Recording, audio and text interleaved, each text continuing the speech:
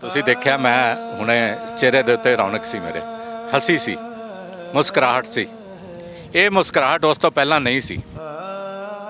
ਮੇਰਾ ਪਿਛੋਕੜ ਹਿੰਦੂ ਪਰਿਵਾਰ ਦੇ ਵਿੱਚ ਮੈਂ ਜਨਮ ਲਿਆ ਸੀ ਤੇ ਉਹ ਮੈਂ ਜਿਸ ਵੇਲੇ ਉਹਨਾਂ 'ਚ ਦੇਖ ਰਿਹਾ ਸੀ, ਮੈਂ ਕਿ ਕੈਸੀ ਇਹ ਪਰਿਵਾਰ ਹੈ ਜਿਹੜਾ ਸਿੱਖ ਪਰਿਵਾਰ ਹੈ, ਜਿਹੜਾ ਕਿ ਇਸ ਤਰ੍ਹਾਂ ਚੱਲਿਆ ਆ ਰਿਹਾ ਕਿ ਨੰਗੇ ਪੈਰ ਔਰ ਗਰਮੀ ਦੇ ਵਿੱਚ। ਮੈਂ ਉਹਨਾਂ ਨੂੰ ਕਿਹਾ ਤੁਹਾਨੂੰ ਗਰਮੀ ਕਹਿੰਦਾ, ਗੁਰੂ ਦੀ ਮਿਹਰ ਇੰਨੀ ਕਿ ਗਰਮੀ ਤਾਂ ਨਾਂ ਦੀ ਤਾਂ ਸਾਡੇ ਤੇ ਕੋਈ ਅਸਰ ਹੀ ਨਹੀਂ ਹੋਣ ਦਾ ਮਤਲਬ।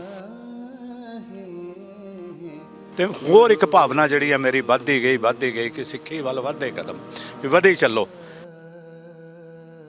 ਮੈਂ ਉਹਨਾਂ ਨੂੰ ਪਾਣੀ ਜਿਸ ਵੇਲੇ ਦਿੱਤਾ ਤੇ ਮੈਂ ਉਹਨਾਂ ਨੂੰ ਕਿਹਾ, ਮੈਂ ਕਿਹਾ ਬਾਬਾ ਜੀ ਪਾਣੀ ਲੈ ਲਓ।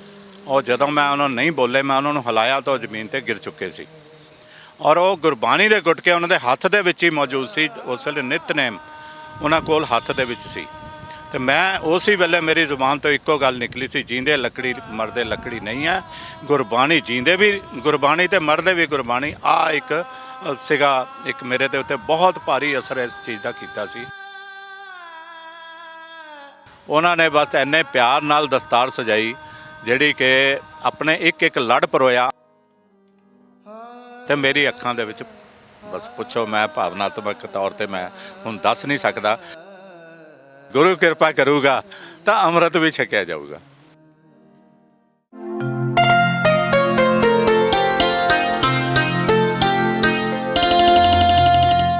ਗਲੋਬਲ ਗੁਰਬਾਣੀ ਚੈਨਲ ਵੇਖ ਰਹੇ ਸਾਰੇ ਦਰਸ਼ਕਾਂ ਦਾ ਸਵਾਗਤ। ਮੈਂ ਮਨਦੀਪ ਸਿੰਘ ਵੱਲੋਂ ਲੈ ਕੇ ਹਾਜ਼ਰ ਹਾਂ ਪ੍ਰੋਗਰਾਮ ਇੱਕ ਪਲ। ਇਸ ਪ੍ਰੋਗਰਾਮ ਦੇ ਤਹਿਤ ਤੁਹਾਡੀ ਮੁਲਾਕਾਤ ਕਰਾਇਆ ਕਰਾਂਗੇ ਉਹਨਾਂ ਸ਼ਖਸੀਅਤਾਂ ਦੇ ਨਾਲ ਜਿਨ੍ਹਾਂ ਦੀ ਜ਼ਿੰਦਗੀ ਦੇ ਵਿੱਚ ਇੱਕ ਅਜਿਹਾ ਪਲ ਆਇਆ ਹੋਵੇ ਜਿਸ ਦੇ ਨਾਲ ਉਹਨਾਂ ਦੀ ਜ਼ਿੰਦਗੀ ਬਦਲ ਗਈ ਹੋਵੇ। ਤੇ ਅੱਜ ਸਾਡੇ ਨਾਲ ਮੌਜੂਦ ਨੇ ਪਟਿਆਲਾ ਤੋਂ ਵਰਿੰਦਰ ਸੂਦ ਜੀ। ਵਰਿੰਦਰ ਸਾਹਿਬ ਜੀ, ਤੁਸੀਂ ਸਭ ਤੋਂ ਪਹਿਲਾਂ ਸਾਨੂੰ ਇਹ ਦੱਸੋ ਜੀ, ਜਿਹੜਾ ਤੁਹਾਡਾ ਪਿਛੋਕੜ ਸੀ ਕੀ ਸੀ? ਮੇਰਾ ਪਿਛੋਕੜ ਹਿੰਦੂ ਪਰਿਵਾਰ ਦੇ ਵਿੱਚ ਮੈਂ ਜਨਮ ਲਿਆ ਸੀ, ਲੁਧਿਆਣੇ ਤੋਂ ਸੀ। ਉਸ ਤੋਂ ਬਾਅਦ ਮੈਂ ਆਪਣੀ ਸਟੱਡੀ ਪੂਰੀ ਕਰਕੇ ਫਿਰ ਮੈਂ ਦਿੱਲੀ ਚਲਾ ਗਿਆ ਸੀ, ਪੰਜਾਬੀ ਯੂਨੀਵਰਸਿਟੀ ਦੇ ਵਿੱਚ ਬਾਅਦ ਦੇ ਵਿੱਚ ਆਇਆ। ਲੇਕਿਨ ਉਸ ਤੋਂ ਪਹਿਲਾਂ ਮੈਂ ਪੰਜਾਬੀ ਆਪਣਾ ਪ੍ਰਕਾਸ਼ਕ ਜਾਂ ਪੰਜਾਬੀ ਪੁਸਤਕ ਭੰਡਾਰ ਦੇ ਵਿੱਚ ਮੈਂ ਉੱਥੇ ਕੰਮ ਕੀਤਾ 12 ਸਾਲ ਦਿੱਲੀ ਦੇ ਵਿੱਚ। ਔਰ ਉੱਥੇ ਜਿਹੜਾ ਸੀ ਮੇਰਾ ਉੱਥੇ ਵੀ, ਕਿਉਂਕਿ ਮੈਂ ਇੱਥੋਂ ਪੰਜਾਬੀ ਪੜ੍ਹ ਕੇ ਗਿਆ ਸੀ, ਪੰਜਾਬੀ ਦੇ ਵਿੱਚ ਮੈਂ ਆਪਣੀ ਸਟੱਡੀ ਪੂਰੀ ਕੀਤੀ ਸੀ ਲੁਧਿਆਣਾ ਤੋਂ, ਪੰਜਾਬ ਯੂਨੀਵਰਸਿਟੀ ਤੋਂ। ਤਾਂ ਉਸ ਤੋਂ ਬਾਅਦ ਮੈਂ ਜਿਸ ਵੇਲੇ ਦਿੱਲੀ ਗਿਆ ਤਾਂ ਉੱਥੇ ਵੀ ਮੈਨੂੰ ਪੰਜਾਬੀ ਪੁਸਤਕ ਭੰਡਾਰ ਦੇ ਵਿੱਚ ਜਿਸ ਵੇਲੇ ਨੌਕਰੀ ਮਿਲੀ ਹੈ ਤਾਂ ਮੇਰਾ ਪੰਜਾਬੀ ਦੇ ਨਾਲ ਉਹ ਲਗਾਓ ਜਿਹੜਾ ਸੀਗਾ ਉਹ ਮੇਰੇ ਉੱਥੇ ਨੌਕਰੀ ਦੇ ਵਿੱਚ ਲਈ ਵੀ ਮੇਰੇ ਕੰਮ ਆਇਆ। ਉਹ ਤੁਹਾਨੂੰ ਕਿੰਨਾ ਚਿਰ ਹੋ ਗਿਆ ਦਸਤਾਰ ਸਜਾਉਂਦੇ ਨੂੰ ਜੀ? ਮੈਂ 2004 ਦੇ ਵਿੱਚ ਦਸਤਾਰ ਸਜਾਉਣੀ ਸ਼ੁਰੂ ਕੀਤੀ ਸੀ। ਲੇਕਿਨ ਪਹਿਲਾਂ ਮੇਰੇ ਦੋਸਤ ਕੁਛ ਮੈਨੂੰ ਮੇਰੇ ਖੁਦ ਆ ਕੇ ਲੜ ਬੰਨ੍ਹਿਆ ਕਰਦੇ ਸੀ ਤੇ ਉਹਨਾਂ ਨੇ ਇੰਨਾ ਹੌਸਲਾ ਦਿੱਤਾ ਕਿ ਤੂੰ ਸਿੱਖ ਲਏਗਾ। ਪਹਿਲਾਂ ਮੈਂ ਗੋਲ ਪਟਕਾ ਬੰਨ੍ਹਦਾ ਸੀ, ਲੇਕਿਨ ਉਸ ਤੋਂ ਬਾਅਦ ਜਿਸ ਵੇਲੇ ਮੇਰਾ ਇਹ ਲਗਾਓ ਤਾਂ ਸ਼ੁਰੂ ਤੋਂ ਸੀ, ਜਿਸ ਤਰ੍ਹਾਂ ਮੈਂ ਦੱਸਿਆ ਕਿ ਪੰਜਾਬੀ ਪੁਸਤਕ ਭੰਡਾਰ ਦਿੱਲੀ ਦੇ ਵਿੱਚ ਸੀ, ਉੱਥੇ ਪੰਜਾਬੀ ਦੇ ਵਿੱਚ ਮੈਨੂੰ ਬਹੁਤ ਸਾਰੇ ਲੋਕ ਮਿਲਦੇ ਹੁੰਦੇ ਸੀਗੇ, ਜਿਹੜੇ ਦਿੱਲੀ ਦੀਆਂ ਸੰਗਤਾਂ ਮਿਲਦੀਆਂ ਸੀ। ਉੱਥੇ ਪੰਜਾਬੀ ਪੁਸਤਕ ਭੰਡਾਰ 'ਚ ਗੁਰੂ ਗ੍ਰੰਥ ਸਾਹਿਬ ਰੱਖਦੇ ਹੁੰਦੇ ਸੀ ਅਸੀਂ, ਅਤੇ ਗੁਰਬਾਣੀ ਦੇ ਗੁਟਕੇ ਵੀ ਸਾਡੇ ਕੋਲ ਉੱਥੇ ਆਉਂਦੇ ਸੀ ਲੋਕ ਲੈਣ ਲਈ। ਅਤੇ ਇਸ ਕਰਕੇ ਉਹ ਲਗਾਓ ਜਿਹੜਾ ਸੀਗਾ ਉੱਥੋਂ ਦਿਨ ਬ ਦਿਨ ਵੱਧਦਾ ਗਿਆ ਅਤੇ ਇੱਥੇ ਆ ਕੇ ਫਿਰ ਦਸਤਾਰ ਸਜਾਉਣੀ ਸ਼ੁਰੂ ਕਰ ਦਿੱਤੀ 2004 ਦੇ ਵਿੱਚ। ਕਾਰਨ ਕੀ ਸੀ ਦਸਤਾਰ ਸਜਾਉਣ ਦਾ? ਕਿਉਂਕਿ ਹਿੰਦੂ ਪਰਿਵਾਰ ਦੇ ਵਿੱਚ ਤੁਸੀਂ ਜਨਮੇ ਹੋ ਨਾ, ਪਰਿਵਾਰ ਪਿਛੋਕੜ ਹਿੰਦੂ ਸੀ ਪਹਿਲਾਂ, ਤੁਸੀਂ ਇਕੱਲੇ ਹੋ ਜਿਹੜਾ ਪਰਿਵਾਰ ਦੇ ਵਿੱਚ ਦਸਤਾਰ ਸਜਾਉਂਦੇ ਹੋ। ਜਦੋਂ ਦਿੱਲੀ ਗਿਆ ਤਾਂ ਮੈਂ ਸਭ ਤੋਂ ਪਹਿਲਾਂ ਨਾ ਇੱਕ ਮੰਦਿਰ ਸੀ ਉੱਥੇ, ਬਾਬਾ ਬਾਲਕ ਨਾਥ ਦਾ ਮੰਦਿਰ, ਉੱਥੇ ਮੈਂ ਦੇਖਿਆ ਕਿ ਉਹ ਜਦੋਂ ਮੈਨੂੰ ਉਹਨਾਂ ਨੇ ਦੇਖਿਆ ਕਿ ਪੰਜਾਬੀ ਬਹੁਤ ਅੱਛੀ ਪੜ੍ਹ ਲੈਂਦਾ ਹੈ ਅਤੇ ਉਸ ਤੋਂ ਬਾਅਦ ਉਹਨਾਂ ਨੇ ਮੰਦਿਰ ਦੇ ਵਿੱਚ ਸਵੇਰ ਦੇ ਟਾਈਮ ਮੈਂ ਜਦੋਂ ਮੱਥਾ ਟੇਕਣ ਜਾਂਦਾ ਸੀ ਤਾਂ ਉਹਨਾਂ ਨੇ ਗੁਰੂ ਗ੍ਰੰਥ ਸਾਹਿਬ ਦੀ ਸਫਰੀ ਬੀੜ ਇੱਕ ਲਿਆ ਕੇ ਰੱਖੀ ਤਾਂ ਉਸ ਸਫਰੀ ਬੀੜ ਤੋਂ ਮੈਂ ਰੋਜ਼ 10 ਮਿੰਟ ਲਈ ਪਾਠ ਕਰਦਾ ਹੁੰਦਾ ਸੀ।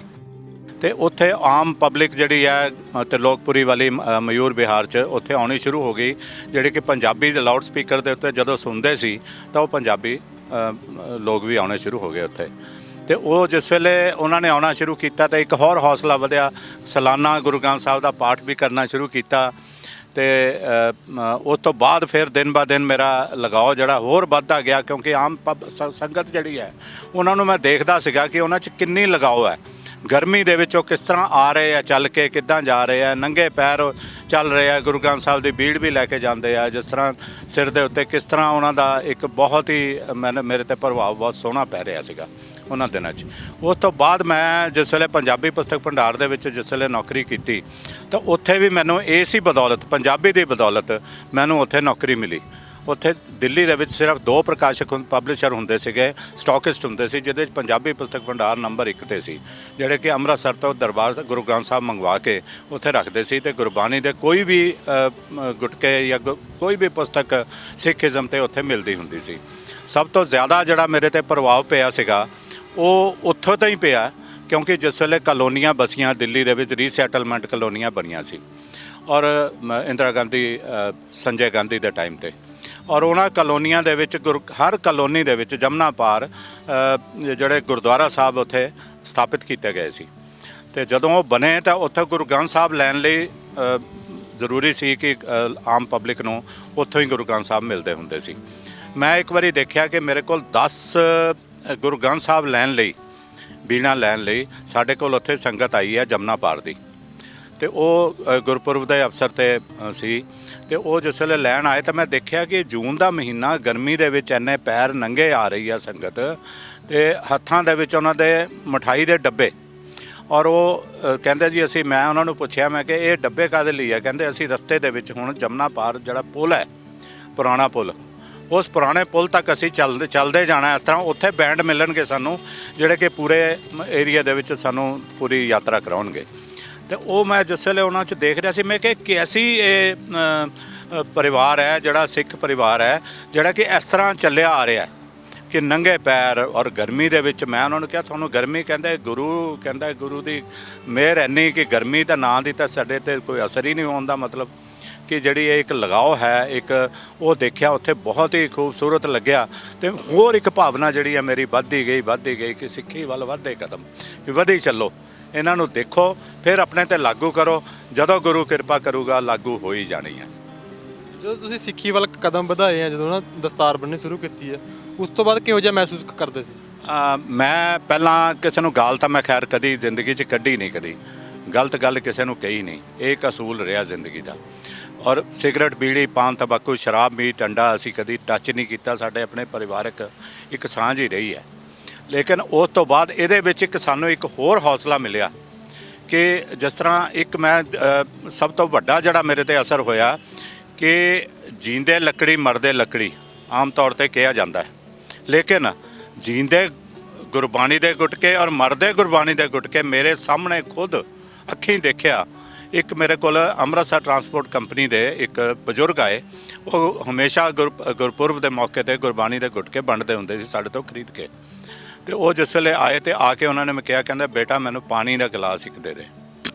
ਔਰ ਟੇਬਲ ਦੇ ਉੱਤੇ ਉਹਨਾਂ ਨੇ ਇੱਦਾਂ ਹੱਥ ਰੱਖ ਲਿਆ ਟੇਕ ਲਾ ਕੇ, ਤੇ ਮੈਂ ਉਹਨਾਂ ਨੂੰ ਜਦੋਂ ਪਾਣੀ ਦਾ ਗਲਾਸ ਲੈ ਕੇ ਆਇਆ ਤਾਂ ਪਹਿਲਾਂ ਤਾਂ ਗੁਰਬਾਣੀ ਦੇ ਗੁਟਕੇ ਮੈਂ ਉਹਨਾਂ ਨੂੰ ਦਿਖਾ ਚੁੱਕਿਆ ਸੀ, ਉਹਨਾਂ ਨੇ ਕਢਵਾ ਲਏ ਸੀਗੇ ਮੇਰੇ ਕੋਲ।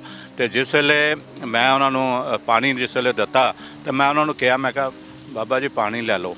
ਔਰ ਜਦੋਂ ਮੈਂ ਉਹਨਾਂ ਨੂੰ ਨਹੀਂ ਬੋਲੇ, ਮੈਂ ਉਹਨਾਂ ਨੂੰ ਹਿਲਾਇਆ ਤਾਂ ਉਹ ਜ਼ਮੀਨ 'ਤੇ ਗਿਰ ਚੁੱਕੇ ਸੀ। ਔਰ ਉਹ ਗੁਰਬਾਣੀ ਦੇ ਗੁਟਕੇ ਉਹਨਾਂ ਦੇ ਹੱਥ ਦੇ ਵਿੱਚ ਹੀ ਮੌਜੂਦ ਸੀ, ਉਸ ਵੇਲੇ ਨਿਤਨੇਮ ਉਹਨਾਂ ਕੋਲ ਹੱਥ ਦੇ ਵਿੱਚ ਸੀ। ਤੇ ਮੈਂ ਉਸੇ ਵੇਲੇ ਮੇਰੀ ਜ਼ੁਬਾਨ ਤੋਂ ਇੱਕੋ ਗੱਲ ਨਿਕਲੀ ਸੀ, ਜੀਂਦੇ ਲੱਕੜੀ ਮਰਦੇ ਲੱਕੜੀ ਨਹੀਂ ਹੈ, ਗੁਰਬਾਣੀ ਜੀਂਦੇ ਵੀ ਗੁਰਬਾਣੀ ਤੇ ਮਰਦੇ ਵੀ ਗੁਰਬਾਣੀ। ਆ ਇੱਕ ਸੀਗਾ, ਇੱਕ ਮੇਰੇ ਦੇ ਉੱਤੇ ਬਹੁਤ ਭਾਰੀ ਅਸਰ ਇਸ ਚੀਜ਼ ਦਾ ਕੀਤਾ ਸੀ।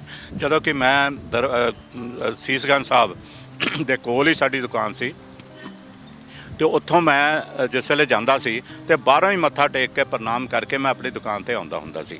ਲੇਕਿਨ ਜਦੋਂ ਇਹ ਵਾਕਿਆ ਹੋਇਆ ਤਾਂ ਮੈਂ ਅੰਦਰ ਜਾਣ ਦੀ ਹਿੰਮਤ ਪਹਿਲੀ ਵਾਰ ਉਸ ਵੇਲੇ ਕੀਤੀ ਸੀ, ਜਦੋਂ ਉਹਨਾਂ ਨੂੰ ਰੇਹੜੀ ਦੇ ਉੱਤੇ ਲੈ ਕੇ ਗਏ ਸੀ ਉਹ ਪਰਿਵਾਰ ਉਹਨਾਂ ਦਾ। ਤੇ ਮੈਂ ਉਸ ਤੋਂ ਬਾਅਦ ਮੇਰਾ ਖਿਆਲ ਸ਼ਾਇਦ ਹੀ ਕੋਈ ਦਿਨ ਐਸਾ ਹੋਏਗਾ ਜਿਸ ਵੇਲੇ ਮੈਂ ਦਰਬਾਰ ਉੱਥੇ ਸੀਸਗੰਜ ਸਾਹਿਬ ਮੱਥਾ ਟੇਕ ਕੇ ਫਿਰ ਮੈਂ ਆਉਂਦਾ ਹੁੰਦਾ ਸੀ ਆਪਣੀ ਦੁਕਾਨ ਤੇ। ਇਹ ਇੱਕ ਅਸੂਲ ਸੀਗਾ। ਕਦੇ ਮਨ 'ਚ ਇਹ ਨਹੀਂ ਆਇਆ ਵੀ ਦਸਤਾਰ ਵੀ ਬੰਨ੍ਹ ਲੈਂਦੀ ਹੈ, ਦਾੜੀ ਵੀ ਰੱਖੀ ਹੋਈ ਆਪਾਂ ਨੇ ਨਾ, ਤੇ ਇੱਕ ਅੰਮ੍ਰਿਤ ਛਕਣ ਦਾ ਨਹੀਂ ਕਦੇ ਸੋਚਿਆ? ਕਦੇ ਹਾਂ, ਅੰਮ੍ਰਿਤ ਛਕਣ ਬਾਰੇ ਮੈਂ ਦੱਸਦਾ। ਮੈਂ ਇੱਕ ਸੰਸਥਾ ਦੇ ਨਾਲ ਇੱਦਾਂ ਹੀ ਮਹਾਂਪੁਰਸ਼ਾਂ ਨਾਲ ਜਾਂਦਾ ਹੁੰਦਾ ਸੀ, ਬਾਹਰ ਬਹੁਤ ਘੁੰਮਿਆ। ਤੇ ਉੱਥੇ ਮੈਂ ਦੇਖਦਾ ਹੁੰਦਾ ਸੀਗਾ ਕਿ ਦੀਵਾਨਾਂ ਤੋਂ ਬਾਅਦ ਉੱਥੇ ਕਿਹਾ ਜਾਂਦਾ ਸੀ ਕਿ ਮੈਂ ਲਾਊਡ ਸਪੀਕਰ 'ਤੇ ਜਿਸ ਵੇਲੇ ਆਵਾਜ਼ ਸੁਣ ਰਿਹਾ, ਕਹਿੰਦੇ 10 ਵਾਰ ਜਿਨ੍ਹਾਂ ਦੇ ਜਿਹੜੇ ਅੰਮ੍ਰਿਤ ਛਕ ਚੁੱਕੇ ਆ ਉਹ ਪਹਿਲਾਂ ਆਓ, ਪਹਿਲਾਂ ਉਹਨਾਂ ਨੂੰ ਛਕਾਇਆ ਜਾਊਗਾ। ਫਿਰ 10 ਤੋਂ 9, 8, 7, 6, 5, 4, 3, 2 ਤੱਕ ਜਿਸ ਵੇਲੇ ਆਉਂਦਾ ਸੀ, ਮੈਂ ਸੋਚਦਾ ਸੀ ਕਿ ਇਹ ਕੀ ਹੋ ਰਿਹਾ। ਉਸ ਤੋਂ ਬਾਅਦ ਜਿਸ ਵੇਲੇ ਇੱਕ ਦੇ ਉੱਤੇ ਆ ਜਾਂਦਾ ਸੀ ਤਾਂ ਮੇਰਾ ਸਿਰ ਝੁਕ ਜਾਂਦਾ ਸੀ ਕਿ ਪਹਿਲੀ ਵਾਰ ਇਹ ਅੰਮ੍ਰਿਤ ਛਕ ਰਹੇ ਆ। ਤੇ ਮੈਂ ਜਿਸ ਵੇਲੇ ਦੇਖਦਾ ਸੀਗਾ ਤੇ ਮੈਨੂੰ ਲੱਗਦਾ ਸੀਗਾ ਕਿ ਅੰਮ੍ਰਿਤ ਦੀ ਵਿਆਖਿਆ ਇਹਨਾਂ ਨੂੰ ਕਰਨ ਵਾਲਾ ਹਲੇ ਕੋਈ ਹੈ ਨਹੀਂ। ਅੰਮ੍ਰਿਤ ਬਾਰੇ ਅਗਰ ਦੱਸਿਆ ਜਾਊਗਾ, ਠੀਕ ਤਰੀਕੇ ਨਾਲ ਦੱਸਿਆ ਜਾਵੇ ਕਿ ਕਿਸ ਤਰ੍ਹਾਂ ਅੰਮ੍ਰਿਤ ਨੂੰ, ਜਦੋਂ ਅੰਮ੍ਰਿਤ ਬਾਰੇ ਸਾਨੂੰ ਇਹ ਨਹੀਂ ਪਤਾ ਤੇ ਫਿਰ ਅੰਮ੍ਰਿਤ ਛਕਣ ਦਾ ਕੋਈ ਫਾਇਦਾ ਨਹੀਂ ਉਦੋਂ ਤੱਕ ਜਦੋਂ ਤੱਕ ਉਹਦੇ ਅਸੂਲਾਂ ਤੇ ਚੱਲੋ। ਮੈਂ ਤਾਂ ਇੱਕੋ ਗੱਲ ਕਹਿਣਾ ਹੁੰਦਾ ਕਿ ਸਿੱਖੀ ਦੇ ਅਸੂਲਾਂ ਤੇ ਚੱਲਣਾ ਸ਼ੁਰੂ ਕਰ ਦਿਓ। ਅੰਮ੍ਰਿਤ ਦੀ ਲੋੜ ਤਾਂ ਹੈ, ਲੇਕਿਨ ਜੇ ਤੁਸੀਂ ਆਪਣੇ ਅਸੂਲਾਂ ਤੋਂ ਬਾਹਰ ਹੋ ਕੇ ਚੱਲੋਗੇ ਫਿਰ ਤਾਂ ਅੰਮ੍ਰਿਤ ਦਾ ਵੀ ਕੋਈ ਫਾਇਦਾ ਨਹੀਂ ਹੈ। ਤੇ ਇਹੀ ਗੱਲ ਮੈਂ ਹਜੂਰ ਸਾਹਿਬ ਇਸ ਤਰ੍ਹਾਂ ਹੀ ਜਦੋਂ ਮੈਂ ਸਿੰਘ ਸਜਿਆ ਉਸ ਵੇਲੇ ਵੀ ਮੈਨੂੰ ਉੱਥੇ ਇੱਕੋ ਅਲੱਗ ਵਾਕਿਆ ਕਿ ਜਿਸ ਤਰ੍ਹਾਂ ਮੈਂ ਉੱਥੇ ਗਿਆ 300 ਸਾਲਾਂ ਦਾ ਸਮਾਗਮ ਚੱਲ ਰਹੇ ਸੀਗੇ ਤੇ ਉੱਥੇ ਆ ਕੇ ਜਿਸ ਵੇਲੇ ਸੀਡੀਜ਼ ਵੰਡੀਆਂ ਜਾ ਰਹੀਆਂ ਸੀਗੀਆਂ ਬਣਾ ਕੇ ਉੱਥੇ ਮੈਂ ਬਣਾ ਰਿਹਾ ਸੀ। ਉਹ ਵੰਡ ਰਹੇ ਸੀਗੇ ਆਮ ਪਬਲਿਕ ਨੂੰ ਬਿਲਕੁਲ ਮੁਫਤ ਕਿ ਜਿੰਨੀਆਂ ਇੱਥੇ ਸ਼ਹੀਦੀਆਂ ਜਿਹੜੇ ਏਰੀਆ ਦੇ ਵਿੱਚ ਹੋਈਆਂ ਉਹ ਸਾਰੇ ਗੁਰਦੁਆਰਾ ਸਾਹਿਬ ਦੀ ਇੱਕ ਡਾਕੂਮੈਂਟਰੀ ਬਣਾਈ ਗਈ ਸੀ। ਤੇ ਉਹ ਸੀਰੀਜ਼ ਲੈ ਕੇ ਜਿਸ ਵੇਲੇ ਮੈਂ ਦੇ ਰਿਹਾ ਸੀਗਾ ਤੇ ਮੇਰੇ ਸਿਰ ਦੇ ਉੱਤੇ ਉਸ ਵੇਲੇ ਕੇਸ ਨਹੀਂ ਸੀ ਬਿਲਕੁਲ। ਇਹ 2004 ਦੀ ਗੱਲ ਹੈ। ਤੇ ਉਸ ਤੋਂ ਬਾਅਦ ਮੈਂ ਜਿਸ ਵੇਲੇ ਦੇਖਿਆ ਕਿ ਮੇਰਾ ਪਟਕਾ ਜਿਹੜਾ ਸਿਰ ਤੇ ਬੰਨਿਆ ਹੋਇਆ ਸੀ ਉਹ ਬਿਲਕੁਲ ਗੰਦਾ ਹੋ ਚੁੱਕਿਆ ਸੀ। ਮੈਂ ਮਹਾਂਪੁਰਸ਼ਾਂ ਕੋਲ ਗਿਆ, ਮੈਂ ਕਿਹਾ ਮਹਾਰਾਜ ਮੈਨੂੰ ਇੱਕ ਦਸਤਾਰ ਦਿਓ। ਮਹਾਂਪੁਰਸ਼ ਕਿਹੜੇ ਸੀ? ਸੰਤ ਬਾਬਾ ਭੁਪਿੰਦਰ ਸਿੰਘ ਜੀ ਰਾੜਾ ਸਾਹਿਬ ਜਰਗ ਵਾਲੇ, ਉਹਨਾਂ ਕੋਲ ਗਿਆ ਮੈਂ। ਉਹਨਾਂ ਦੇ ਕਮਰੇ 'ਚ ਮੈਂ ਉਹਨਾਂ ਨੂੰ ਕਿਹਾ ਮਹਾਰਾਜ ਮੈਨੂੰ ਨਾ ਇੱਕ ਦਸਤਾਰ ਦਿਓ ਜਿਹੜੇ ਹੁਣ ਪਟਕਾ ਗੰਦਾ ਹੋ ਗਿਆ। ਤਾਂ ਉਹਨਾਂ ਨੇ ਬੜੇ ਮੁਸਕਰਾ ਕੇ ਇੱਕ ਸਾਟਨ ਦੀ ਮੈਨੂੰ ਦਸਤਾਰ ਦੇ ਦਿੱਤੀ। ਔਰ ਮੈਂ ਸਾਟਨ ਦੀ ਦਸਤਾਰ ਮੇਰੇ ਜਦੋਂ ਸਿਰ ਦੇ ਉੱਤੇ ਕੇਸ ਹੀ ਨਹੀਂ ਹੈ, ਉਹ ਕਿਸੇ ਜਗ੍ਹਾ ਤੇ ਟਿਕ ਨਹੀਂ ਰਹੀ ਸੀ। ਉਹ ਸ਼ੀਸ਼ਾ ਸਾਹਮਣੇ ਦੇਖ ਰਿਹਾ ਸੀ, ਸ਼ੀਸ਼ੇ ਤੇ ਮੈਂ ਕੋਲ ਖੜਾ ਮਹਾਂਪੁਰਸ਼ ਅੰਦਰੋਂ ਮੁਸਕਰਾ ਰਹੇ ਸੀ। ਮੈਂ ਫਿਰ ਉਹਨਾਂ ਕੋਲ ਗਿਆ, ਮੈਂ ਕਿਹਾ ਮਹਾਰਾਜ ਅੱਜ ਤੱਕ ਕਿਰਪਾ ਕਰਵਾ ਦਿਓ। ਉਹ ਕਿਰਪਾ ਕਰਵਾਉਣ ਦੀ ਜਿਹੜੀ ਗੱਲ ਹੋਈ ਉਹ ਮੁਸਕਰਾਏ, ਕਹਿੰਦੇ ਫਿਰ ਵੀ ਸੋਚ ਲਓ। ਕਹਿੰਦੇ ਅਸੀਂ ਅੱਜ ਤੱਕ ਕਦੀ ਕਿਸੇ ਨੂੰ ਇਹ ਨਹੀਂ ਕਿਹਾ ਕਿ ਤੁਸੀਂ ਸਿੰਘ ਸੱਜੋ, ਜਦੋਂ ਗੁਰੂ ਕਿਰਪਾ ਕਰੇਗਾ ਉਦੋਂ ਆਪੇ ਸਿੰਘ ਸਜੇ ਜਾਣਗੇ। ਆਮ ਤੌਰ ਤੇ ਪਬਲਿਕ ਬਹੁਤ ਲੋਕ ਕਹਿੰਦੇ ਹੁੰਦੇ ਸੀ ਜਦੋਂ ਮੈਂ ਉਹਨਾਂ ਨਾਲ ਜਾਂਦਾ ਸੀ ਕਿ ਸਿੱਖੀ ਅਨੁਰੂਪ ਗੱਲਾਂ ਤਾਂ ਬਹੁਤ ਹੈ ਲੇਕਿਨ ਸਿੰਘ ਕਿਉਂ ਨਹੀਂ ਸਜੇ। ਉਹ ਇਹੀ ਮਹਾਂਪੁਰਸ਼ ਕਹਿੰਦੇ ਹੁੰਦੇ ਸੀ ਕਿ ਜਦੋਂ ਗੁਰੂ ਕਿਰਪਾ ਕਰੂਗਾ ਆਪੇ ਸਿੰਘ ਸੱਜ ਜਾਣਾ ਇਹਨਾਂ ਨੇ। ਤੇ ਉਸ ਵੇਲੇ ਉਹਨਾਂ ਨੇ ਕੀ ਕੀਤਾ, ਸੰਗਤ ਬੁਲਾਈ, ਫੋਟੋਗ੍ਰਾਫਰ ਸਾਰੇ ਬੁਲਾ ਲਏ। ਕਹਿੰਦੇ ਅੱਜ ਕੀ ਹੈ ਜੀ ਮਹਾਰਾਜ? ਕਹਿੰਦੇ ਅੱਜ ਇੱਕ ਸਿੰਘ ਸਜਣਾ, ਆ ਜਾਓ। ਉਹਨਾਂ ਨੇ ਬਸ ਇੰਨੇ ਪਿਆਰ ਨਾਲ ਦਸਤਾਰ ਸਜਾਈ ਜਿਹੜੀ ਕਿ ਆਪਣੇ ਇੱਕ ਲੜ ਪਰੋਇਆ। ਆਮ ਤੌਰ ਤੇ ਆਪਾਂ ਦੇਖਦੇ ਹਾਂ ਜਦੋਂ ਦਸਤਾਰ ਬੰਦੀ ਹੁੰਦੀ ਹੈ ਇੱਕ ਸਾਈਡ ਤੇ ਜਰਾ ਥੋੜ੍ਹਾ ਜਿਹਾ ਘੁਮਾਉਂਦੇ, ਉਸ ਤੋਂ ਬਾਅਦ ਕਹਿੰਦੇ ਭਾਈ ਪੂਰੀ ਆਪ ਕਰ ਦਿਓ। ਲੇਕਿਨ ਉਹਨਾਂ ਨੇ ਇੱਕ ਲੜ ਜਿਸ ਵੇਲੇ ਪਰੋਇਆ ਤੇ ਮੇਰੀ ਅੱਖਾਂ ਦੇ ਵਿੱਚ ਬਸ ਪੁੱਛੋ, ਮੈਂ ਭਾਵਨਾਤਮਕ ਤੌਰ ਤੇ ਮੈਂ ਹੁਣ ਦੱਸ ਨਹੀਂ ਸਕਦਾ ਕਿ ਉਹ ਮਾਹੌਲ ਮੇਰੀ ਅੱਖਾਂ ਦੇ ਅੱਗੇ ਕਿਸ ਤਰ੍ਹਾਂ ਮੇਰੇ ਉਹ ਆ ਰਿਹਾ। ਤੇ ਇਹ ਇੱਕ ਮੇਰੇ ਤੇ ਬਹੁਤ ਵੱਡੀ ਦੇਣ ਸੀ। ਫਿਰ ਮੈਂ ਅੰਮ੍ਰਿਤ ਬਾਰੇ ਜਿਸ ਤਰ੍ਹਾਂ ਮੈਨੂੰ ਜਿਸ ਵੇਲੇ ਲੈ ਕੇ ਗਏ ਸਿੰਘ ਸਾਹਿਬ ਕੋਲ, ਉੱਥੇ ਕੁਲਵੰਤ ਸਿੰਘ ਜੀ ਹੁੰਦੇ ਸੀ ਉੱਥੇ, ਉਹਨਾਂ ਕੋਲ ਲੈ ਕੇ ਗਏ ਤੇ ਉਹਨਾਂ ਨੇ ਕਿਹਾ, ਕਹਿੰਦੇ ਅੱਜ ਲੱਭੋ ਇਹਨਾਂ ਦੇ ਵਿੱਚੋਂ ਕੀ ਖਾਸੀਅਤ ਹੈ। ਉਹਨਾਂ ਨੇ ਦੇਖਿਆ, ਬੜੀ ਦੂਰ ਦੇਖਿਆ, ਕਹਿੰਦੇ ਕੋਈ ਲੱਗਦਾ ਨਹੀਂ ਕੁਛ। ਕਹਿੰਦੇ ਇਹ ਅੱਜ ਸਿੰਘ ਸਜੇ ਇੱਥੇ ਗੁਰੂ ਦੀ ਧਰਤੀ ਤੇ ਕਹਿੰਦੇ ਫਿਰ ਮੈਨੂੰ ਉਹਨਾਂ ਨੇ ਪੁੱਛਿਆ, ਕਹਿੰਦੇ ਅੰਮ੍ਰਿਤ ਛਕਣ ਬਾਰੇ ਕੀ ਵਿਚਾਰ ਹੈ? ਮੈਂ ਫਿਰ ਉਹਨਾਂ ਨੂੰ ਕਿਹਾ, ਮੈਂ ਕਿਹਾ ਜਦੋਂ ਤੱਕ ਮੈਨੂੰ ਅੰਮ੍ਰਿਤ ਦੇ ਬਾਰੇ ਪੂਰੀ ਸੱਚਾਈ ਜੋ ਮੇਰੇ ਅੰਦਰੋਂ ਜਿਸ ਵੇਲੇ ਬੋਲੇਗੀ ਤੇ ਉਸ ਵੇਲੇ ਤੱਕ ਮੈਂ ਅੰਮ੍ਰਿਤ ਛਕਣ ਦੇ ਹੱਕ 'ਚ ਨਹੀਂ ਤਾਂ ਉਹ 10 ਵਾਲਾ ਕਿੱਸਾ ਮੈਂ ਉਹਨਾਂ ਨੂੰ ਸੁਣਾਇਆ ਜਿਸ ਵੇਲੇ। ਇਹੀ ਗੱਲ ਰਾਤ ਨੂੰ ਦੀਵਾਨਾਂ 'ਤੇ ਵੀ ਬੋਲੀ ਤੇ ਇਹ ਬਹੁਤ ਇੱਕ ਵੱਡੀ ਦੇਣ ਸੀਗੀ ਉੱਥੇ ਦੀ। ਹੁਣ ਕੀ ਹੈ ਮਨ ਅੱਗੇ ਅੰਮ੍ਰਿਤ ਛਕਣ ਵਾਸਤੇ ਆਉਣ ਵਾਲੇ ਸਮੇਂ ਦੇ ਵਿੱਚ? ਦੇਖੋ ਅੰਮ੍ਰਿਤ ਛਕਣਾ ਮੈਂ ਬਹੁਤ ਅੱਛਾ ਸਮਝਦਾ ਔਰ ਮੈਂ ਉਹੀ ਗੱਲ ਕਹਿਣਾ, ਗੁਰੂ ਕਿਰਪਾ ਕਰੂਗਾ ਤਾਂ ਅੰਮ੍ਰਿਤ ਵੀ ਛਕਿਆ ਜਾਊਗਾ। ਠੀਕ ਹੈ, ਮੈਂ ਉਹਦੇ ਅਸੂਲਾਂ 'ਤੇ ਚੱਲਦਾ ਗੁਰੂ ਦੇ। ਮੈਂ ਉਹਦੇ ਵਿੱਚ ਕਦੀ ਕੋਈ ਉਹ ਨਹੀਂ ਹੋਣ ਦਿੱਤਾ। ਮੈਂ ਹਰ ਜਗ੍ਹਾ 'ਤੇ ਔਰ ਜਾਨਾ ਵੀ ਅੱਛਾ ਨੌਜਵਾਨਾਂ ਨੂੰ ਵੀ ਨਾਲ ਜੋੜਦਾ ਕਿ ਆਓ ਸਿੱਖ ਨੌਜਵਾਨ ਆਓ, ਬੇਰੁਜ਼ਗਾਰ ਨੌਜਵਾਨ ਆਓ। ਅਸੂਲ ਬਹੁਤ ਜ਼ਰੂਰੀ ਨੇ ਕਿਉਂਕਿ ਬਹੁਤ ਸਿੱਖ ਪਰਿਵਾਰ ਜਿਹੜੇ ਸਿੱਖੀ ਸਿਧਾਂਤਾਂ ਤੋਂ ਦੂਰ ਹੁੰਦੇ ਜਾ ਰਹੇ ਹਨ। ਇਹ ਬੜਾ ਸਿੱਖੀ ਦੇ ਵਾਸਤੇ ਚਿੰਤਾ ਦਾ ਵਿਸ਼ਾ ਜ਼ਰੂਰ ਹੈ। ਇਹਦੇ ਵਿੱਚ ਕੀ ਹੈ ਕਿ ਮੈਂ ਆਪਣੀ ਕੋਸ਼ਿਸ਼ ਮੇਰੀ ਜਾਰੀ ਹੈ। ਮੈਂ ਉਹ ਕੋਸ਼ਿਸ਼ ਕਰਦਾ ਕਿ ਜਗ੍ਹਾ ਜਾਂਦਾ, ਜਿੱਥੇ ਵੀ ਕਿਤੇ ਸਕੂਲਾਂ ਦੇ ਵਿੱਚ ਵੀ ਕਈ ਵਾਰ ਮੈਂ ਗਿਆ ਤਾਂ ਉੱਥੇ ਵੀ ਨੌਜਵਾਨਾਂ ਨੂੰ ਇੱਕੋ ਗੱਲ ਕਹਿਣਾ, ਬੱਚਿਆਂ ਨੂੰ ਇੱਕੋ ਗੱਲ ਕਹਿਣਾ ਕਿ ਭਾਈ ਸਿੱਖੀ ਅਨੁਰੂਪ ਇਹ ਥੱਲੇ ਤੁਸੀਂ ਦੇਖੋਗੇ ਇਹ ਪਟਕਾ ਬੰਨਿਆ ਹੋਇਆ ਹੈ। ਇਹ ਪਟਕਾ ਦਿੱਲੀ ਦੇ ਵਿੱਚ ਬੰਗਲਾ ਸਾਹਿਬ ਗੁਰਦੁਆਰੇ ਦੀ ਖੋਜ ਹੈ ਕਿ ਜਿਹੜੀ ਉੱਥੇ ਮਿਲਦੇ ਹੁੰਦੇ ਸੀ ਖੰਡੇ ਵਾਲੇ ਪਟਕੇ, ਔਰ ਉਹ ਆਮ ਤੌਰ 'ਤੇ ਮਾਰਕੀਟ 'ਚ ਨਹੀਂ ਸੀ ਮਿਲਦੇ ਉਸ ਵੇਲੇ। ਮੈਂ ਉਹ ਅਲੱਗ ਇੱਕ ਹੈ ਕਿ ਉੱਥੇ ਗੁਰਦੁਆਰਾ ਬੰਗਲਾ ਸਾਹਿਬ ਇੱਕ ਪ੍ਰਦਰਸ਼ਨੀ ਲਾਉਣ ਲਈ ਸ਼ੁਰੂਆਤ ਹੋਈ ਸੀ 1980 ਤੋਂ ਲੈ ਕੇ। ਜਿਹੜੀ ਪ੍ਰਦਰਸ਼ਨੀ ਉੱਥੇ ਲਗਾਈ ਗਈ ਉਹਦੇ ਪੰਜਾਬੀ ਯੂਨੀਵਰਸਿਟੀ ਦਾ ਪ੍ਰਮੁੱਖ ਨਾਮ ਹੁੰਦਾ ਸੀ। ਸਾਰੇ ਸਟਾਲ ਜਿੰਨੇ ਉੱਥੇ ਲਾਉਣੇ ਸ਼ੁਰੂ ਕੀਤੇ ਉਹ ਸਾਰੇ ਉੱਥੇ ਸ਼ੁਰੂਆਤ ਕੀਤੀ। ਲੋਕਾਂ ਨੂੰ ਉੱਥੇ ਪ੍ਰਚਾਰ ਵੀ ਕੀਤਾ, ਬੁੱਕ ਸੈਲਰਸ ਵੀ ਇਕੱਠੇ ਕੀਤੇ ਤੇ ਉਹ ਪ੍ਰਦਰਸ਼ਨੀ ਜਿਹੜੀ ਹੈਗੀ ਆ ਉਹ ਅੱਜ ਤੱਕ ਗੁਰੂ ਨਾਨਕ ਦੇਵ ਜੀ ਦੇ ਗੁਰਪੁਰਬ ਤੇ ਗੁਰਦੁਆਰਾ ਬੰਗਲਾ ਸਾਹਿਬ ਪਰਿਕਰਮਾ ਦੇ ਵਿੱਚ ਲੱਗਦੀ ਹੈ। ਔਰ ਉਹ ਜਿਹੜੀ ਸੀਗੀ ਪ੍ਰਦਰਸ਼ਨੀ ਉਹਦੇ ਵਿੱਚ ਨੌਜਵਾਨਾਂ ਨੂੰ ਮੈਂ ਇੱਕੋ ਗੱਲ ਕਹਿੰਦਾ ਹੁੰਦਾ ਸੀ, ਜਿਹੜਾ ਵੀ ਆਉਂਦਾ ਸੀ ਸਟਾਲ ਤੇ ਖਰੀਦਣ ਲਈ ਕਿਤਾਬਾਂ ਜਾਂ ਘੁੰਮਣ ਲਈ, ਤਾਂ ਉਹਨਾਂ ਨੂੰ ਮੈਂ ਇੱਕੋ ਗੱਲ ਕਹਿੰਦਾ ਸੀ। ਮੈਂ ਕਿਹਾ ਆਪਣੀਆਂ 2 ਫੋਟੋਆਂ ਮੈਂ ਉਹਨਾਂ ਨੂੰ ਦਿਖਾਉਂਦਾ ਸੀ। ਇੱਕ ਜਿਹੜੀ ਕਲੀਨ ਸ਼ੇਵ ਮੇਰੀ ਸੀ, ਉਹ ਅੱਜ ਵੀ ਫੋਟੋ ਮੇਰੀ ਜੇਬ 'ਚ ਹੀ ਹੈ। ਉਹ ਮੈਂ ਹਮੇਸ਼ਾ ਹਰੇਕ ਨੂੰ ਦਿਖਾਉਂਦਾ ਕਿ ਭਾਈ ਇਹਨੂੰ ਸਮਝੋ ਤੇ ਇਹਨੂੰ ਪਛਾਣੋ, ਦੂਸਰੀ ਨੂੰ ਪਛਾਣੋ ਤੇ ਇਹਨੂੰ ਸਮਝੋ ਕਿ ਇਹ ਕਿਉਂ ਹੈ, ਇਹ ਕਿਸ ਤਰ੍ਹਾਂ ਹੋਇਆ। ਨੌਜਵਾਨਾਂ ਨੂੰ ਕਿਹਾ ਕਿ ਸਿੱਖ ਬੇਰੁਜ਼ਗਾਰ ਨੌਜਵਾਨ ਆਓ, ਸਾਡੇ ਕੋਲੋਂ ਕੰਮ ਲਓ, ਤਾਂ ਕਿ ਉਹ ਕਿਤਾਬਾਂ ਦਾ ਕੰਮ ਜਿਹੜਾ ਸੀਗਾ, ਕਿਤਾਬਾਂ ਉਹਨਾਂ ਨੂੰ ਦੇਣੀਆਂ ਸ਼ੁਰੂ ਕੀਤੀਆਂ ਲਾੜਾ ਸਾਹਿਬ ਜਰਗ ਵੱਲੋਂ, ਬਾਬਾ ਜੀ ਵੱਲੋਂ। ਔਰ ਉਹਨਾਂ ਨੂੰ ਸਟਾਲ ਲਗਾਉਣ ਲਈ ਵੀ ਜਗ੍ਹਾ ਜਗ੍ਹਾ ਭੇਜਣਾ ਸ਼ੁਰੂ ਕਰ ਦਿੱਤਾ। ਰੋਜ਼ਗਾਰ ਉਹਨਾਂ ਨੂੰ ਮਿਲਿਆ। ਸਿੱਖੀ ਅਨੁਰੂਪ ਉਹ ਚੱਲ ਪਏ ਜਿਹੜੇ ਪਟਕੇ ਬੰਨ੍ਹਦੇ ਹੁੰਦੇ ਸੀ ਜਾਂ ਬਿਲਕੁਲ ਖਾਲੀ ਕਲੀਨ ਸ਼ੇਵ ਹੁੰਦੇ ਸੀਗੇ, ਸਿੱਖ ਨੌਜਵਾਨ ਹੁੰਦੇ ਸੀ, ਉਹਨਾਂ ਨੂੰ ਉਸ ਜਗ੍ਹਾ 'ਤੇ ਲਿਆਂਦਾ ਕਿ ਆਓ ਭਾਈ ਸਿੱਖ ਬੇਰੁਜ਼ਗਾਰ ਨੌਜਵਾਨ ਆਓ। ਜਦੋਂ ਉਹ ਕਿਸੇ ਸਟੇਜ ਦੇ ਉੱਤੇ ਮੈਂ ਬੋਲਦਾ ਸੀਗਾ ਉਹਨਾਂ ਨੂੰ ਪ੍ਰੋਤਸਾਹਿਤ ਕਰਨ ਲਈ, ਤਾਂ ਮੈਂ ਉਸ ਵੇਲੇ ਕਲੀਨ ਸ਼ੇਵ ਹੁੰਦਾ ਸੀ, ਤਾਂ ਮੈਂ ਕਹਿੰਦਾ ਸੀਗਾ ਕਿ ਮੈਂ ਕਿਉਂ ਇਹ ਗੱਲ ਕਹਿ ਰਿਹਾ, ਆਪਣੇ 'ਤੇ ਪਹਿਲਾਂ ਲਾਗੂ ਕਰੋ, ਉਸ ਤੋਂ ਬਾਅਦ ਦੂਸਰੇ ਨੂੰ ਤੁਸੀਂ ਕਹਿਣ ਦੇ ਹੱਕਦਾਰ ਹੋਵੋਗੇ।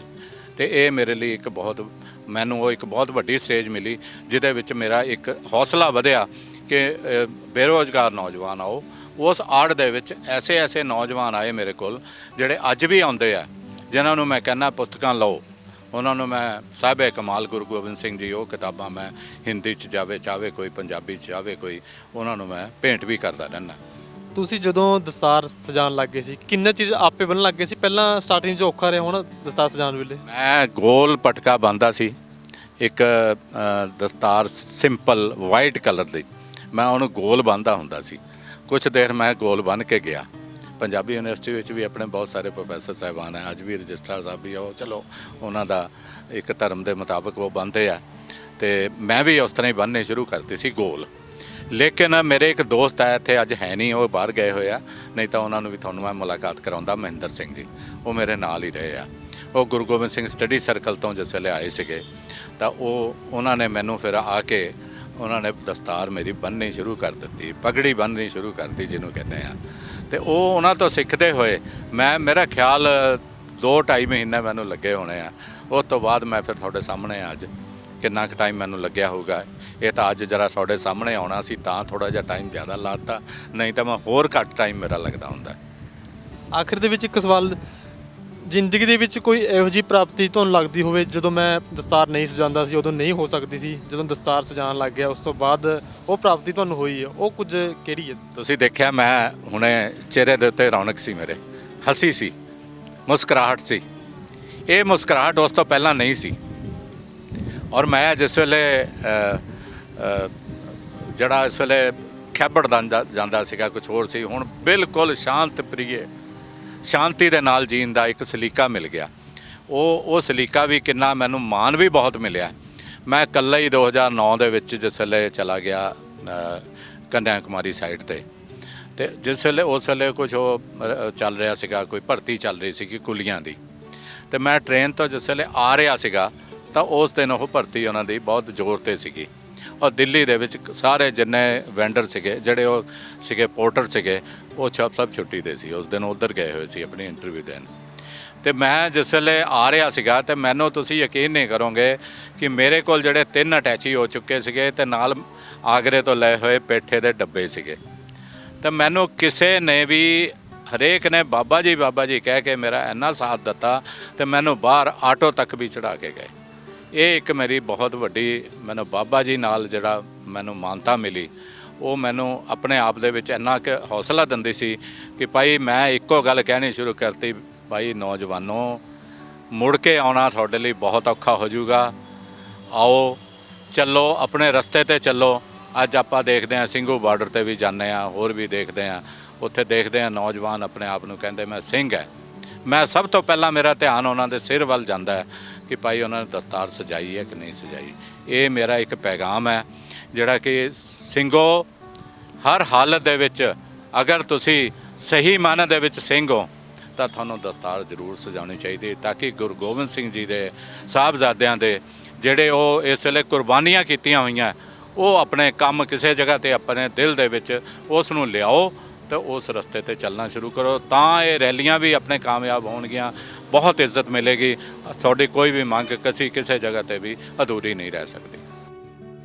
ਬਹੁਤ ਸਾਰੇ ਸਿੱਖ ਪਰਿਵਾਰ ਜਿਹੜੇ ਸਿੱਖੀ ਸਿਧਾਂਤਾਂ ਦੂਰ ਹੋ ਰਹੇ ਨੇ, ਨੌਜਵਾਨ ਨੇ, ਉਹਨਾਂ ਨੂੰ ਕੀ ਸੰਦੇਸ਼ ਦਿਓਗੇ ਅਖੀਰ ਦੇ ਵਿੱਚ? ਮੈਂ ਇੱਕੋ ਗੱਲ ਕਹਿਣਾ ਹੁੰਦਾ ਕਿ ਭਾਈ ਆਪਣੇ ਪਰਿਵਾਰ ਦੇ ਵਿੱਚ ਅਗਰ ਤੁਹਾਡਾ ਜੋ ਬੈਕਗ੍ਰਾਉਂਡ ਹੈ ਉਸ ਨੂੰ ਕਾਇਮ ਰੱਖੋ। ਅਗਰ ਤੁਸੀਂ ਕਾਇਮ ਰੱਖੋਗੇ, ਜੋ ਮੈਂ ਕਿਹਾ ਅਗਰ ਉਸ 'ਤੇ ਨਾ ਕੋਈ ਮਤਲਬ ਪੂਰੀ ਉਤਰੇ ਤਾਂ ਤੁਸੀਂ ਜਿਸ ਵੇਲੇ ਵੀ ਮੈਨੂੰ ਆ ਕੇ ਕਹਿ ਸਕਦੇ ਹੋ ਕਿ ਭਾਈ ਤੂੰ ਦਸਤਾਰ ਸਜਾਉਣ ਦੇ ਲਾਇਕ ਨਹੀਂ ਹੈ। ਇਸ ਕਰਕੇ ਨੌਜਵਾਨੋਂ ਆਓ ਔਰ ਕਿਸੇ ਵੀ ਬੁਰਾਈ ਤੋਂ ਇੱਕ ਵਾਰੀ ਸੋਚ ਕੇ ਆਣਾ ਕਿ ਬੁਰਾਈਆਂ ਤੋਂ ਦੂਰ ਹੋਣਾ, ਆਪਣੇ ਆਪ ਦੇ ਵਿੱਚ ਬਿਲਕੁਲ ਸ਼ਾਂਤੀ ਨਾਲ ਰਹਿਣਾ ਜ਼ਿੰਦਗੀ ਦੇ ਵਿੱਚ, ਔਰ ਇਸ ਤਰ੍ਹਾਂ ਦਾ ਹੀ ਅੱਗੇ ਪੈਗਾਮ ਤੁਸੀਂ ਆਮ ਪਬਲਿਕ ਨੂੰ, ਆਪਣੇ ਦੋਸਤਾਂ ਮਿੱਤਰਾਂ ਨੂੰ ਦਿਓ। ਬਹੁਤ ਬਹੁਤ ਧੰਨਵਾਦ ਜੀ। ਇਹ ਸਨ ਵਰਿੰਦਰ ਸੂਦ ਜੀ, ਜਿਨ੍ਹਾਂ ਨੇ ਆਪਣੀ ਜ਼ਿੰਦਗੀ ਦੇ ਉਹ ਪਲ ਸਾਡੇ ਨਾਲ ਸਾਂਝੇ ਕੀਤੇ, ਜਿਨ੍ਹਾਂ ਦੇ ਜਿਹੜੇ ਪਲਾਂ ਦੇ ਕਰਕੇ ਉਹਨਾਂ ਦੀ ਜ਼ਿੰਦਗੀ ਦੇ ਵਿੱਚ ਵੱਡੀ ਤਬਦੀਲੀ ਆਈ ਹੈ। ਤੇ ਅਸੀਂ ਹੁਣ ਅਗਲੇ ਹਫਤੇ ਵੀ ਤੁਹਾਨੂੰ ਹੋਰ ਅਨੇਕਾਂ ਸ਼ਖਸੀਅਤਾਂ ਦੇ ਨਾਲ, ਜਿਨ੍ਹਾਂ ਦੇ ਜ਼ਿੰਦਗੀ ਦੇ ਵਿੱਚ ਇੱਕ ਪਲ ਅਜਿਹਾ ਆਇਆ ਹੋਵੇ ਜਿਸ ਦੇ ਨਾਲ ਉਹਨਾਂ ਦੀ ਜ਼ਿੰਦਗੀ ਬਦਲ ਗਈ ਹੋਵੇ, ਉਹਨਾਂ ਨਾਲ ਰੂਬਰੂ ਕਰਾਵਾਂਗੇ। ਤਦ ਤੱਕ ਲਈ ਧੰਨਵਾਦ। ਸਤਿ ਸ਼੍ਰੀ ਅਕਾਲ। ਰੋਜ਼ਾਨਾ ਨਿਤਨੇਮ, ਅੰਮ੍ਰਿਤਮਈ ਬਾਣੀ, ਕਥਾ, ਕੀਰਤਨ, ਢਾਡੀ ਵਾਰਾਂ ਸਰਵਣ ਕਰਨ ਲਈ ਸਬਸਕ੍ਰਾਈਬ ਕਰੋ YouTube ਚੈਨਲ ਗਲੋਬਲ ਗੁਰਬਾਣੀ ਤੇ ਨੋਟੀਫਿਕੇਸ਼ਨ ਲਈ ਬੈਲ ਆਈਕਨ ਤੇ ਕਲਿੱਕ ਕਰੋ।